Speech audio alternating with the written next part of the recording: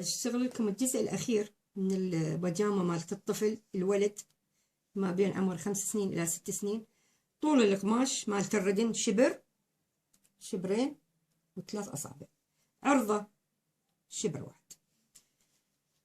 نجي احنا عندنا بالكبار ننزل كف، هنا أنا ما ننزل كف، ننزل 4 أصابع ونبدأ نصعد بهالطريقة هاي.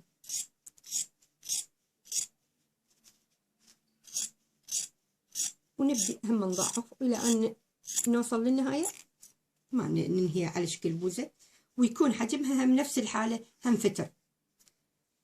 الإيد من جوا نخليها مجرد كف، بس كف، لأن هو طفل مو حلو عليه سر العريض. ونبدأ نمشي عدل بالبداية، ونبدأ نضاعف.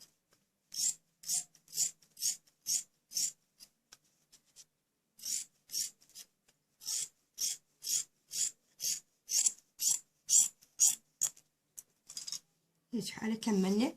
نجي هم نأشر هاي المكان حتى يجي هذا مباشرة على الكتف، حتى نعرف وين نخليه، حتى لا يصير مايل لو منا يجي فيت مسنتر على الكتف، ويكون هذا الردان بالكامل. وإن شاء الله مفهومة كله، وأي سؤال تردون تسألونه أنا حاضر وأسألكم الدعاء.